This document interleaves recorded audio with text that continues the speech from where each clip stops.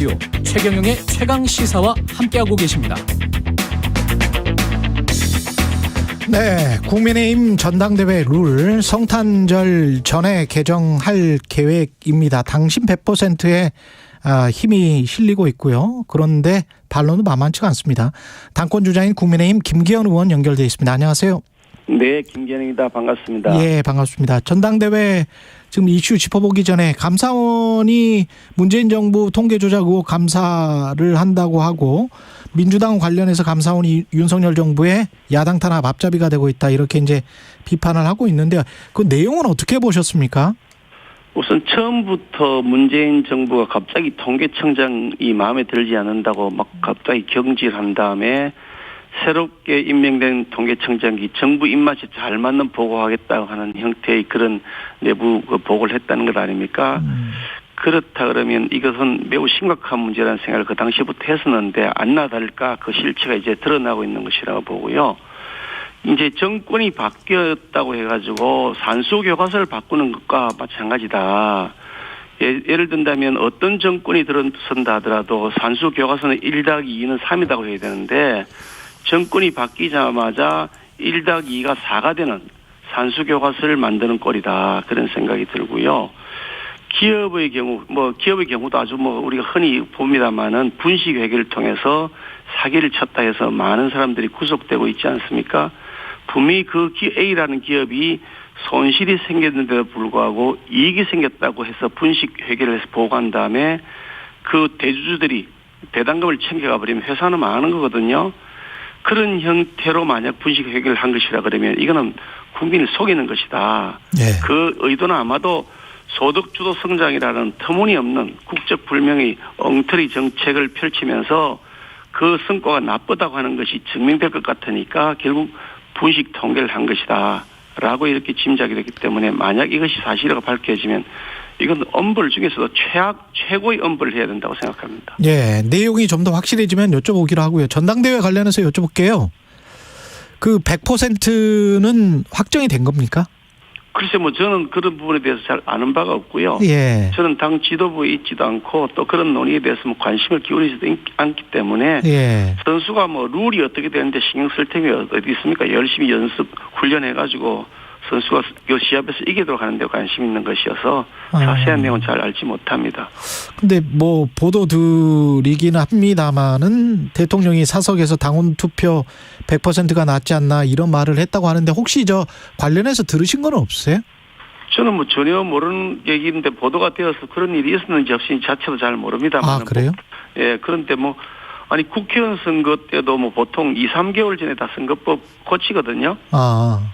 국회의원 선거 때 지금까지 늘 2-3달 전에 선거법 고쳤습니다. 예. 그런 차원에서 지금 당 비대위도 우리 당의 대표를 어떻게 뽑을 것인지를 논의하고 있는 것으로 이해하고 있고요.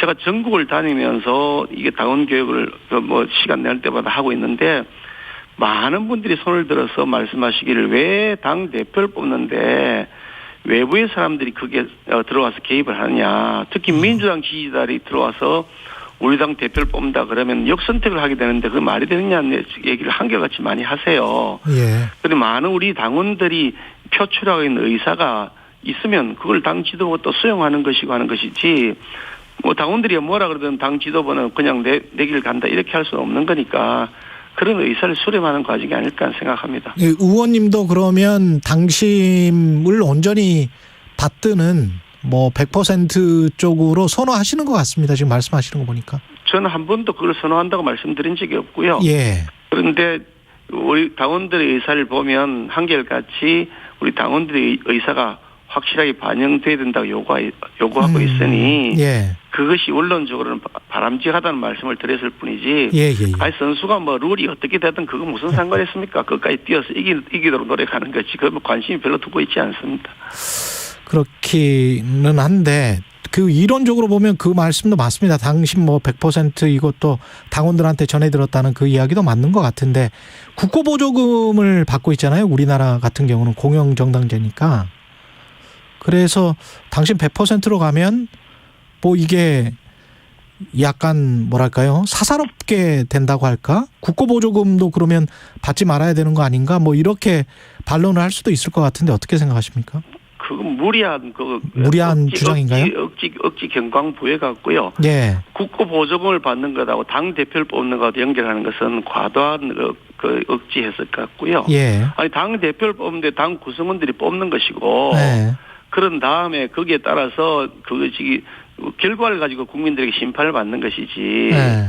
그 결과를 어떻게 할지 그 당의 지도부를 정하는데 거기에 대해서 국고 보조금을 끼워 넣는다는 것은 별로 그렇게 온당하지 않은 논리 같습니다. 당심 100%나 당심이 훨씬 더 많이 반영된 어떤 개정된 룰로 간다면 그게 총선 때 중도 확장이나 이런 거에는 약간 좀 불리하지 않을까 이런 생각도 있는데 어떻게 생각하십니까? 우리 당원들이 가지고 있는 생각은 매우 전략적이라고 저는 봅니다. 아, 그래요? 그 작년 6월 달에 우리가 당 대표 선거가 있었는데 그때 우리 당 대표가 이준석 대표로 뽑혔지 않습니까? 누구도 상상하지 못했던 것이죠. 그때 많은 분들이 나중에 얘기 들어보면 우리 당이 혁신적 변화가 필요하다. 그래서 이준석 대표 같은 사람을 대표로 한번 내세우면 돌풍이 일어나지 않겠느냐. 그렇게 되면 대통령 선거를 이길 수 있을 것이다라는 전략적 선택을 했다는 그 많이 말씀을 하세요. 예. 그 당시에 뭐 60대, 70대 되신 우리 아주 오래된 당원들도 이준석 대표를 뽑았다고 하시면서 그런 말씀을 하시더라고요. 그런 것을 보면 뭐 이번에 우리가 총선에서 이겨야 되는 것이 워낙 중요한 과제이기 때문에 그 총선에서 이길 수 있는 후보가 누군지 봐서 선택하는 것이지 우리 당의 당원이 한 100만 명 되는데 100만 명이 한결같이 아무런 전략적 판단을 하지 않고 무작정 그냥 과도하게 치우친 후보를 뽑을 것이다. 이렇게 전제한 것 자체가 옳지 않은 질문이라고 생각합니다. 그렇군요. 유승민 전 의원 같은 경우는 전당대회를 앞두고 룰을 변경하는 거는 뭐 꼴대를 옮기는 거하고 똑같다. 경기 앞두고. 이게 오늘 조선일보 사설도 비슷한 이야기를 했던데 어떻게 보십니까? 유승민 대표 입장에서는 자기에게 어떤 것이 유리할지 불리할지 그런 판단을 하시겠죠. 예. 그러니까 자신에게 유리한 룰을 하는 것이 좋겠다. 뭐 이런 선택을 할 수 있는 것이니까 각 후보들이 자신에게 어떤 것이 더 유리할지 맞춰서 하는 어떤 그 정치 어떤 전략적 선거 전략적 선택이라고 저는 이해를 하고 있고요. 좀 전에 말씀드렸습니다마는 국회의원 선거 지금 현재 21대 국회의원을 뽑은 선거도 그 선거 룰도 불과 서너 달 전에 개정됐습니다. 자기들 민주당하고 뭐 야당 일부 지금의 야당 구성들이죠. 일부가 막 그냥 자기들끼리 합의도 하지 않고 막 일방적으로 처리했지 않습니까? 예. 그 이전에도 국회의원 선거에 관련된 그 공직선거법은 늘 2, 3개월 전에 선거법이 고쳐져 왔기 때문에요. 뭐 선거를 앞두고 늘 고쳐지는 것이지 선거를 앞두지 않고서 고쳐지는 사례가 없었습니다. 그렇군요. 그 관련해서 이제 그 계속 대통령 이야기가 나온단 말이죠. 윤심 이야기가 나오고 그러면서 윤상현 의원은 윤심 파리하는 국회의원들이 문제다. 얼마나 경쟁력이 없으면 윤심을 자꾸 갖다 대느냐. 자강을 해야 된다. 뭐 이런 이야기를 인터뷰에서 했습니다. 이제 그렇게 말씀하신 거 제가 인터뷰를 봤습니다만 예. 방금 유승민 대표도 얼마나 자신이 없으면 자꾸 룰 탓하느냐라고 말하는 거 똑같은 거죠. 아니, 누가 윤심파를 한지 모르겠습니다만은. 예. 아니, 그렇게 자신이 없으면 왜 남이야 뭐라 그러는데 그걸 하고 탓을 하는 거예요. 자신의 선거 전략에 따라서 열심히 하시는 게 그게 다 올바른 길이겠죠. 그래서 가급적이면 룰에 관해서는 당의 어떤 민심만 이야기하시고 그 룰에 관해서 잘 이야기를 안 하시는군요. 의원님이 지금. 자기 일 열심히 해서 득표하는 것이지 자꾸 상대방 선거 전략에 대해서 뭐 왈가왈부하는 게 자신이 없다는 뜻 아니겠습니까? 예. 그 김나 연대 뭐 이런 보도는 그냥 지어낸 겁니까? 어떻게 보세요? 제가 뭐 그런 말을 쓴 적은 없으니까 누가 뭐 어떻게 했는지는 모르겠습니다만은 뭐 나경원 그 대표 같은 경우도 뭐 저하고는 아주 코드가 잘 맞는 분이고 또 그동안 여러 가지 일들 하면서 많은 공감대를 이루었던 분이시기도 하고요. 뭐 최근에도 뭐 수시로서 대화를 나눈 사이고 하기 때문에 앞으로 역할을 잘 분담해서 당을 이끌어갈 수 있는 좋은 파트너가 아닐까 그렇게 생각합니다. 근데 두 분이 같이 나오면 연대가 되나요?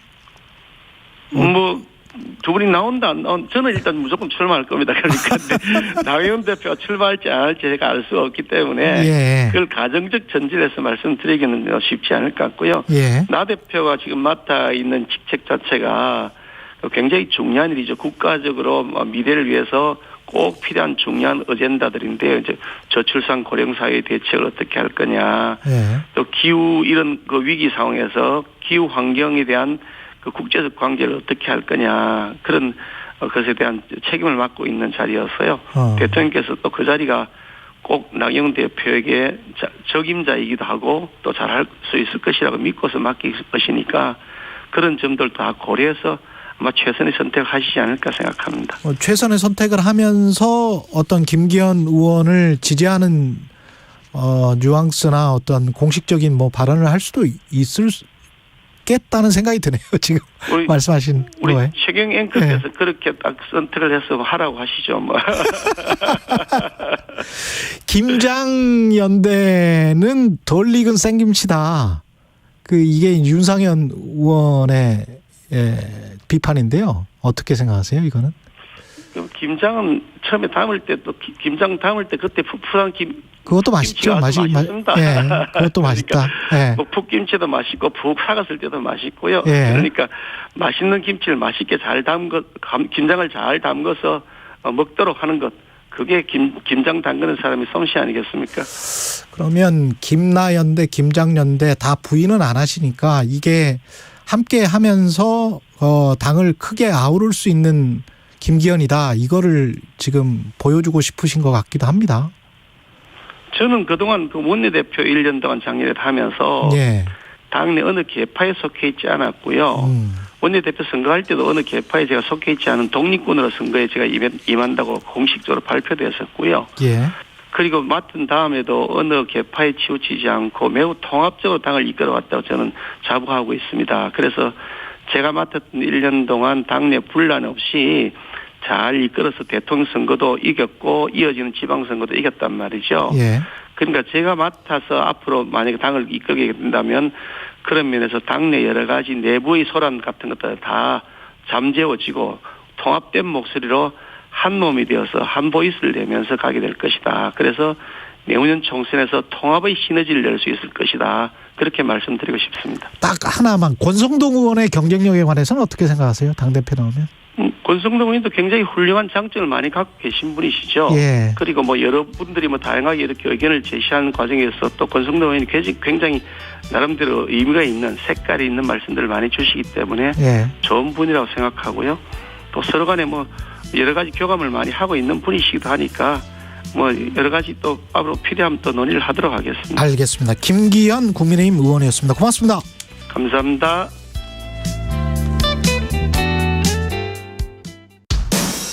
대한민국 산업을 이끄는 기업인 여러분.